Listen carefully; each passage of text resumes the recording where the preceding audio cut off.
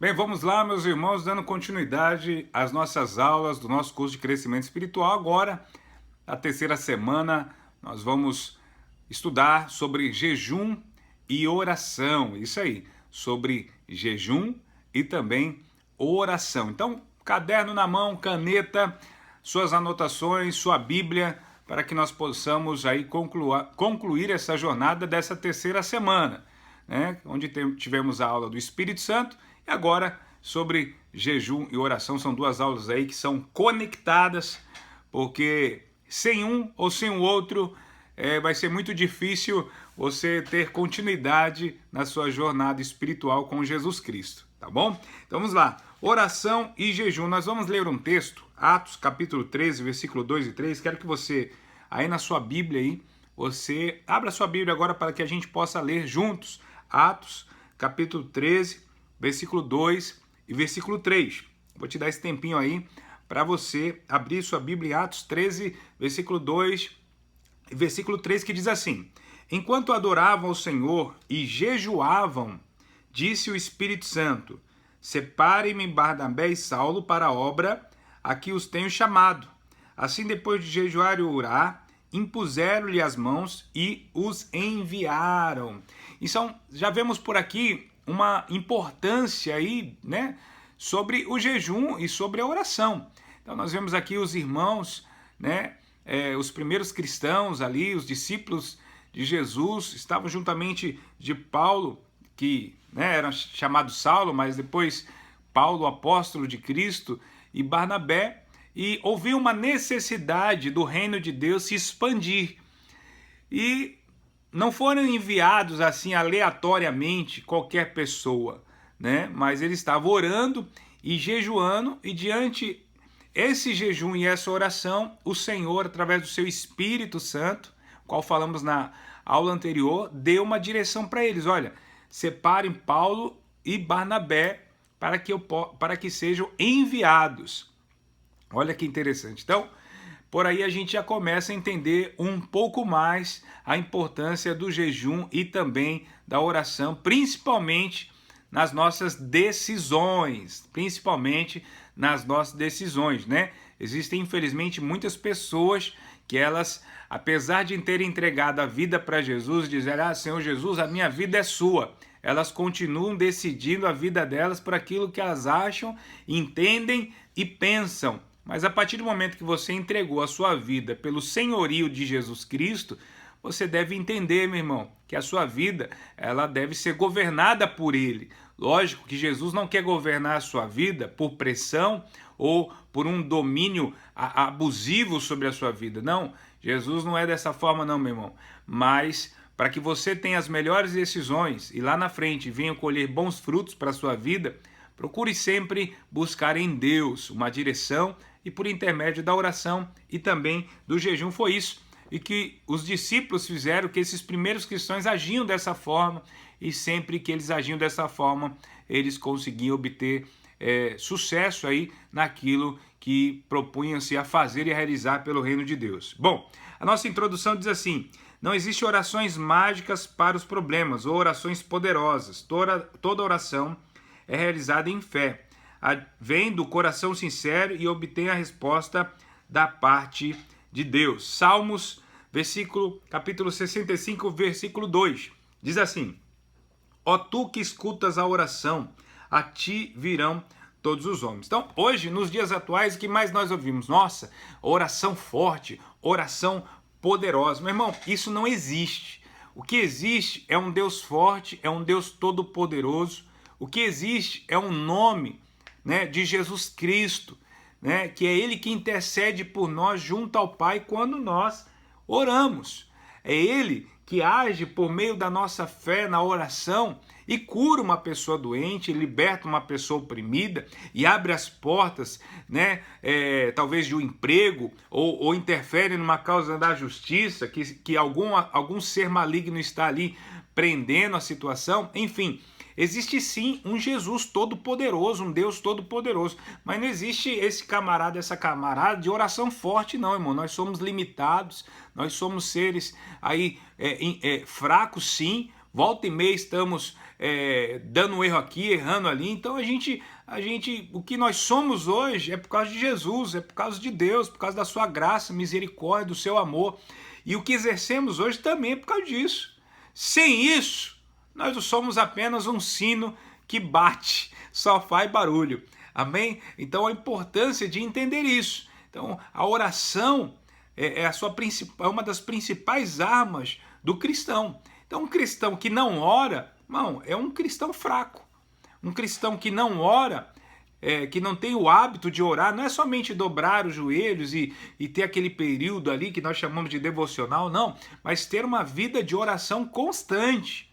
Sabe, você está andando no seu carro e está falando em línguas, você está andando de a pé e você está orando no Espírito, você está numa fila de supermercado, sabe, você está diante de uma situação ali que você encontra algum tipo de dificuldade, ou não somente nessas situações, mas situações de alegria, situações de gozo, você está ali orando, falando com Deus, falando com o Espírito Santo, sabe, o cristão que ele não tem uma vida assim, meu irmão, ele tem uma vida fraca, ele tem uma vida carnal, uma vida natural. É por isso que existem muitas pessoas hoje que elas falam assim, eu estou na igreja há tanto tempo, eu estou, tanto tempo eu me converti, mas parece que a minha vida, não vai para frente, a minha vida não tem uma crescente, sempre, sabe, meu irmão, é porque falta oração. Sabe, e às vezes é chato quando a gente ouve isso, né? A gente ouve de alguém assim, irmão, você tem que orar. Por que a gente fala assim, tem que orar? Porque quem ora tem resposta. Quem ora, meu irmão, tem relacionamento com Deus. E jamais Deus vai te deixar sozinho numa situação sem uma resposta. Mesmo que seja o silêncio dele. Porque é no silêncio que Deus trabalha muitas vezes. Então quando você entende isso, você sabe o caminho, você pratica. Agora, o que nós percebemos é que por ainda de natureza, pela natureza humana, a primeira coisa, quando se encontra diante de uma dificuldade, de um problema, a gente ainda continua tendo as mesmas atitudes. Vai chorar, vai murmurar, vai reclamar, né? E ninguém gosta de mim, ninguém me ama, ninguém me quer. Não, meu filho, você tem que orar. Ah, mas eu não sei, orar é conversar com Deus. É conversar. Como eu estou conversando com você aqui, você conversar com Deus, você explicar para o Senhor, mas Ele já sabe de tudo, eu sei que Ele já sabe de tudo. Ele é um Deus onisciente, onipresente, onipotente, Ele sabe de tudo, mas Ele quer te ouvir. Ele quer saber o quanto Ele pode agir na sua vida, o quanto você quer ser dependente dEle. Sem isso, Deus não vai se intrometer na sua vida, meu irmão. Sem você falar com Ele, Deus não vai se intrometer na sua vida, nem tampouco vai poder te ajudar. Apesar de poder, Ele não vai agir se você não orar, se você não falar com Ele. Então tem que orar? Tem que orar, tem que se relacionar com Deus. Senão você vai ter uma vida fraca espiritual. Por quê? Nem sempre o seu pastor vai estar do seu lado, meu filho. Nem sempre o líder de célula, o irmão mais experiente, vai estar do seu lado. E aí o que acontece com a boa parte desses irmãos? Eles começam a reclamar que o pastor não vem em casa, que a irmã fulana não vem e tal, mas é uma via de duas mãos. Do mesmo jeito que o irmão pode ir na sua casa, você pode ir na casa dele. Mas o principal é você ter uma vida de oração. Porque esse vazio que você sente, muitas vezes eu ou outro irmão não vai poder ocupar. É um vazio que você tem de Deus. Então você tendo uma vida de oração, este vazio que você sente de respostas, de presença de pessoas, vai ser ocupado por aquele que pode realmente fazer alguma coisa por você, que é Jesus, que é o seu Espírito, que é o nosso Pai. Então, tenha uma vida de oração. Então, uma das principais perguntas dos discípulos a Jesus foi o quê? Ensina-nos a orar. Então, uma das principais perguntas que os discípulos fizeram a Jesus, porque João Batista já tinha ensinado os discípulos dele a orar. Então, os discípulos de Jesus falaram assim, ensina-nos a orar, né? Assim como os discípulos de João Batista estavam orando, já percebiam isso, já viram isso. E aí Jesus ensinou eles a oração do Pai Nosso, que é a base da oração. É a base. Mas oração é falar com Deus. Então, a impressão de que não sabemos orar ou de que não estamos sendo ouvidos pelo Criador assalta a qualquer um. Mas Deus está te ouvindo sim, meu irmão. Olha, em Salmo 139, anota aí, versículo 1 e 2. Salmo 139, versículo 1 e 2. Olha aí na sua Bíblia. Diz assim: Senhor, tu me sondas e me conheces, e sabes quando me sento e quando me levanto. De longe percebe os meus pensamentos. Então, esse negócio de, Deus, será que Deus, meu irmão, Deus ouve tudo de você, as coisas boas e coisas ruins. Não só Deus, o diabo também te ouve. Então, mas Deus te ouve, meu irmão. O diabo só não ouve a sua consciência, o seu pensamento, só não sabe o que se passa na sua mente. Mas ele te ouve e Deus te ouve. Deus ouve sua reclamação, Deus ouve o seu clamor. Deus ouve a sua tristeza quando você fala que está triste? Sim, Deus ouve também sua alegria. Então Deus te ouve. Não fique, eu não sei falar as palavras como o irmão sabe, né? Irmão, não fique nisso não, porque o irmão às vezes sabe ter uma oração assim que você ouve e você fala, nossa, eu queria orar, mas pode ter certeza que quando ele começou, ele não orava dessa forma. Agora, lógico, por ele ler a Bíblia, que é outra arma espiritual, aí vem as palavras, ele ressalta as palavras de promessas contidas na Bíblia. É porque ele leu a Bíblia. Você também pode ler e um dia orar também baseado no que diz a palavra de Deus. É simples, mas você precisa começar. Se você não começar, você nunca vai chegar a orar dessa forma ou ter essas palavras que saltando ao seu coração, geradas pelo Espírito Santo. Então, oração ensina-nos a orar. Então, em Jeremias 29:11, né, as nossas orações são avaliadas, né?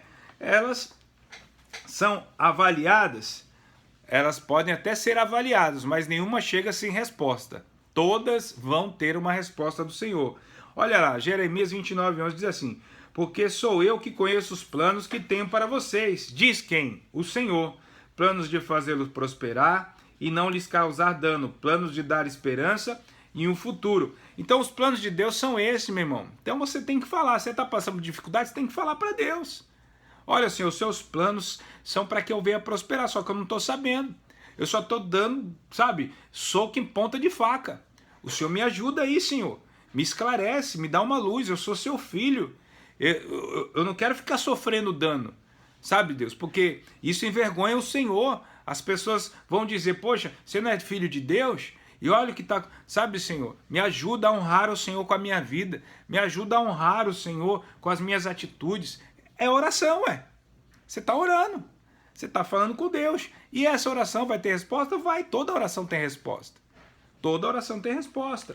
Né? Eu me esqueço o testemunho do missionário saudoso, missionário Paulo Roberto, que ele falou que no início, né, da sua jornada com Jesus, quando ele logo se converteu, uma vez ele estava orando, né, e ele ficou com essa incógnita, essa pergunta, né, será que Deus me ouve? E ele pegou um rádio cassete, naquela época de fita cassete, muitos nem vão saber o que é isso, e colocou uma fita ali para gravar a oração dele. Ele falou, enquanto eu estiver orando aqui, eu vou gravar. Como ele era novo convertido e veio, né, do lado do crime, ainda tinha aquelas gírias, né? E ele se ouvindo lá, e ele ouvindo a oração dele com gíria ainda, né? Pô, Deus, e coisa e tal. E depois ele veio e falou, rapaz, Deus não responde essa oração, não. Mas ele viu que ele estava enganado. Depois de certa experiência, ele entendeu que ele estava enganado, que Deus ouvia ele sim mesmo com as gírias. Porque ele era novo convertido, era aquilo que ele tinha naquele momento. E ao passar do tempo, lógico, com a sua nova vida gerada pelo Espírito Santo nele, as palavras foram mudando. Não é verdade? Lendo a Bíblia, lendo o livro, as palavras, aquela gíria, aquela velha maneira de ser foi saindo. Você está entendendo? Mas você tem que orar. Tem que ter uma vida de oração, sim. Né? Preste bem atenção. Amor, né, não é dizer sim a tudo. Então tem muitas pessoas que pensam assim, eu orei e Deus não me respondeu. Meu irmão, Deus te ama ao ponto de te dizer não. Porque nem sempre o que você quer é o que você precisa. Então um exemplo, né? Vamos supor, eu já passei por isso, né? Pessoas, às vezes, pastor, principalmente os jovens, né? Pede para Deus, pro meu pai, me dar um carro, tal. Aí eu pergunto pro jovem, você já tem habilitação? Ah, não, pastor. Então, irmão, Deus não vai te dar um carro. Nem seu pai. Só se ele for irresponsável. Você nem habilitado é. Você tá entendendo? Então tem coisa, irmão, que Deus não vai te dar. Porque ele sabe que se ele te dar, irmão, você vai quebrar a sua cara. Sabe? Talvez ele não te dê agora. Talvez ele vai te dar lá na frente. Mas ele quer que você ainda, né? O seu coração não está preparado, não. Você acha que tá, mas não tá. Quantas e quantas pessoas, irmão, a gente vê, né, nesses reality shows, né, que tem, né? Eu não perco tempo em ver, mas a gente percebe, né, as pessoas ganham 1 milhão e tal, né, as percebe depois no jornalismo, né, aí a gente vê o jornalismo que aparece, né, fulano de tal ganhou 1 milhão, né, e perdeu tudo, se tornou milionário e não tem mais nada. Por quê? Aquela pessoa não estava preparada, irmão. Ela não estava preparada para ter 1 milhão, ela não estava preparada para ter muito dinheiro. Ela teve muito dinheiro, mas a mentalidade dela não mudou. Então existe coisa na sua vida que às vezes Deus não vai te responder de pronto porque você não está preparado ainda. Então você tem que se preparar. Você tem que se preparar o seu coração para você receber determinadas bênçãos na sua vida. Então Deus é o seu pai, Ele te ama, Ele quer te abençoar. Mas tem coisa, né? Você não vai pedir um avião que Deus não. Tem coisa, irmão, que você vai ter que passar. Às vezes as pessoas não entendem. Por que eu estou passando por isso? Né? Às vezes, irmão, é para você ser mais humilde.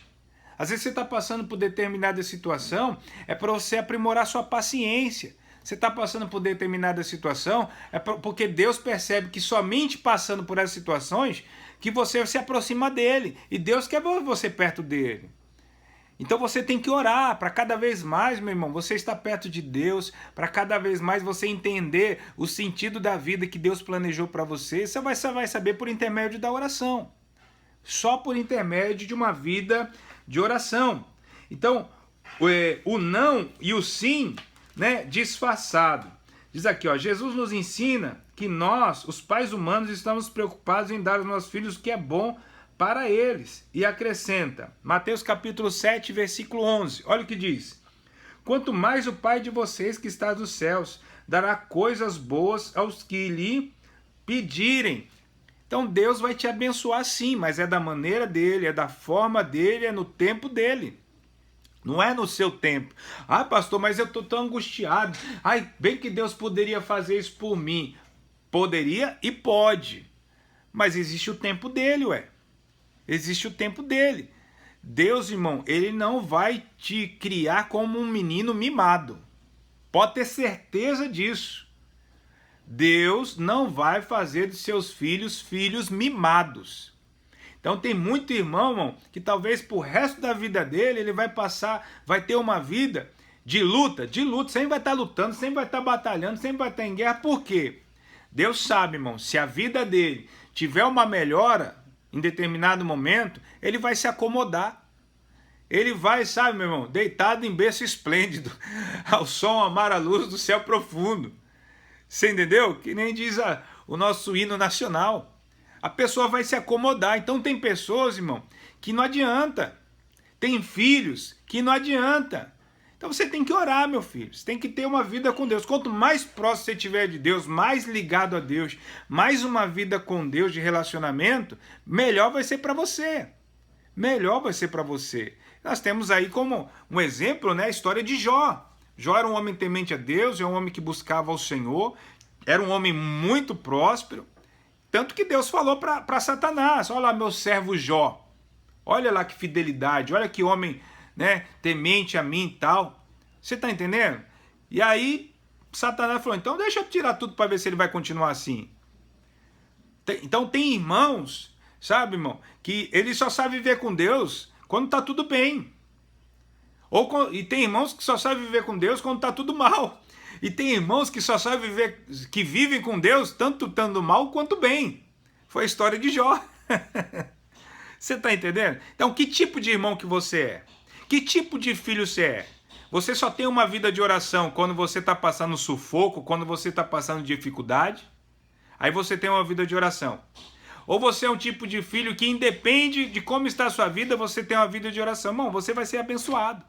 Porque você busca a Deus pelo que Ele é, pelo que Ele representa para você. É seu pai. Você ama Ele. Amém? Independente se você está bem, se você está mal, se tem que comer, não tem que comer, eu amo o Senhor. Eu amo o Senhor, Ele é tudo para mim. Então, quanto mais você exercitar isso, mais você vai ser abençoado. É essa a única diferença.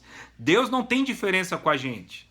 Deus não faz acepção de pessoas. Todos são filhos. Agora, depende dos filhos o quanto eles buscam o Pai. Por isso que tem uns mais abençoados do que outro. Porque é você que vai gerar bênção para a sua vida. Deus já te deu, Deus já quer te abençoar. Mas é você que gera isso por meio do quê? Por meio do seu amor por Ele. O amor em se relacionar com o seu Pai.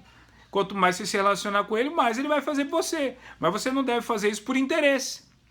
Você deve fazer isso por amor. Porque você ama Ele. Ama o que pertence ao reino dele. Você está entendendo? Então, vida de oração é isso. E o que é a oração? A oração faz a diferença entre os discípulos de Jesus e qualquer outra religião no mundo. É impossível não separar nas escrituras sagradas, na vida da igreja, o ensino sobre a oração. O que vem a ser? Existe exercício espiritual que nos coloca diante do trono e na presença de Deus. E qual a definição da oração? A oração é o ato pelo qual o salvo cristão, através da fé em Jesus, se aproxima de Deus com o propósito de adorar Ele, agradecer a Ele por suas bênçãos, interceder pelos não crentes ou não salvos e também pelos que já são salvos e apresentar a Deus pedidos de acordo com a vontade dEle. De acordo com a vontade dEle.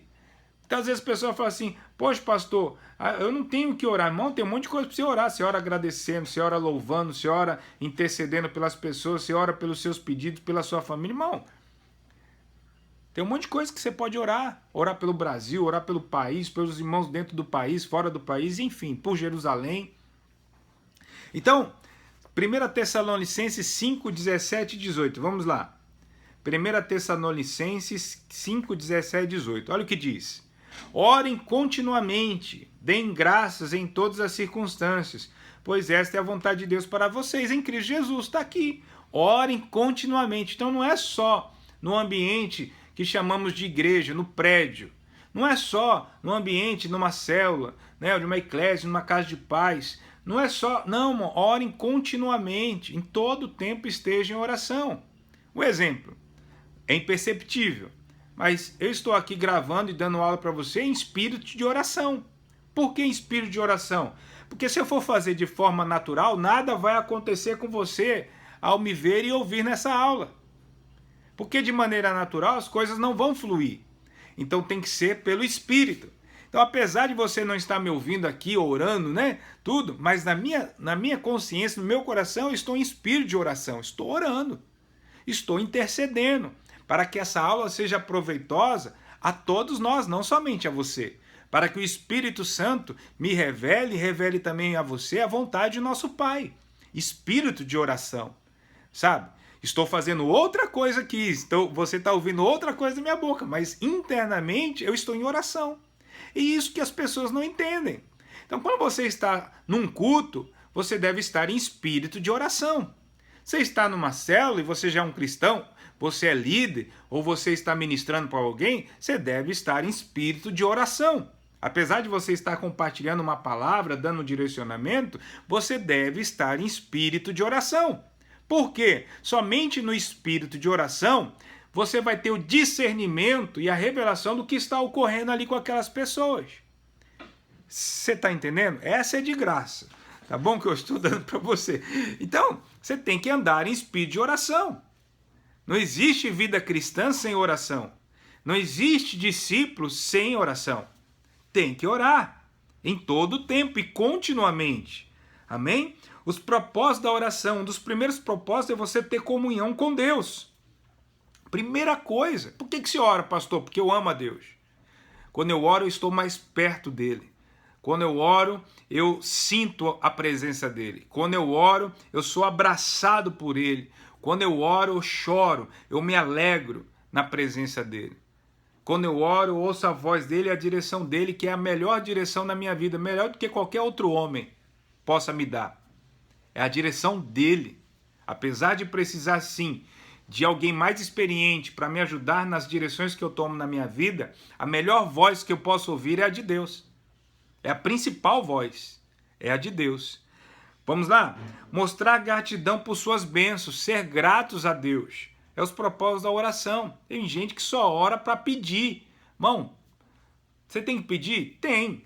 mas você tem que orar para ser grato a Deus. Grato por sua bondade, grato por sua misericórdia. Sabe aquele tipo de filho que liga para o pai e o pai do outro lado da linha já sabe, fala assim: oi filho, aí o filho começa a enrolar, mas o pai já sabe. Aí o pai fala assim para ele assim: pode pedir, pode falar o que você precisa. Aí o filho fala: não pai, só estou ligando para saber como que o senhor tá, né? E dizer que eu amo o senhor e tal. O pai até se surpreende. Por que o pai se surpreende? Porque aquele filho só liga para pedir as coisas. Não sei se a sua vida é desse jeito, mas se for, mude ela. Pare um tempo. Senhor, muito obrigado por esse dia de hoje. Obrigado por esse sol. Obrigado pelo ar que eu respiro. Obrigado por poder acordar do lado da minha esposa, por vê-la com saúde, trabalhando ou não trabalhando. Obrigado, Senhor, pela vida dos meus filhos. Obrigado, Senhor, pela vida dos meus animais, estão aqui com saúde. Obrigado, Senhor, por essa casa. Obrigado, Senhor, pelo ar, que o Senhor, pelos meus pulmões, pelo meu coração, pela saúde que o Senhor me dá. Obrigado, Senhor. Mas, sabe, meu irmão, mesmo que você tenha uma situação adversa e muito séria, você tem ainda o que agradecer. Enquanto tiver fôlego de vida, agradeça a Deus. Depois você vai agradecer a Ele pessoalmente. Mas enquanto você tiver fôlego de vida, seja grato.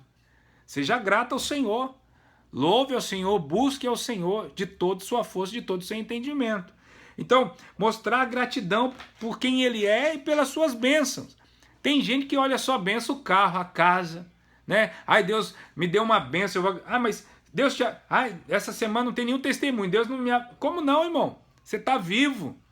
Né? No tempo que nós vivemos agora com essa questão da pandemia, Deus está te livrando a todo tempo de não ficar enfermo dessa doença, enfim, entre outras coisas. Seja grato pelos livramentos que Deus te dá, né? Informe a Deus as suas necessidades. Olha, Senhor, eu agradeci a Deus, né? Eu tive minha comunhão, agora eu vou colocar diante do Senhor. Eu sou um homem limitado, eu sou uma mulher limitada. Sabe, pai, tem coisas que eu até estou conseguindo resolver, mas tem coisas que está travado no meio do campo. Sabe, Senhor, eu preciso do Senhor. Eu não tenho dinheiro para pagar essa conta. Sabe, Senhor, eu não tenho condições de trazer o pão de cada dia para minha casa. Se o Senhor não me ajudar, como é que vai ser?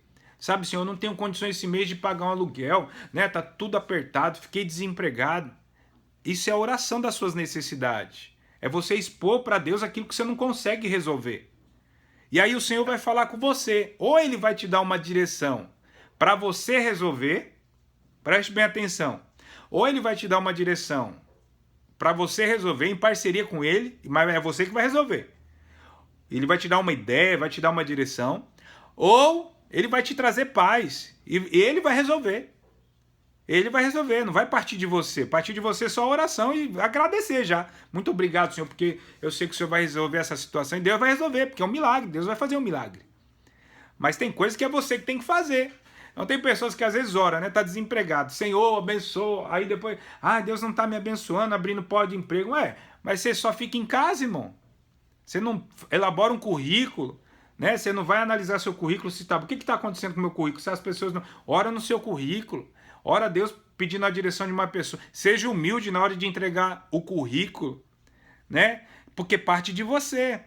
Então as pessoas precisam, você precisa se relacionar com Deus e ter entendimento desse relacionamento com Deus para que você venha ter, galgar sucesso na sua vida, êxito na sua vida.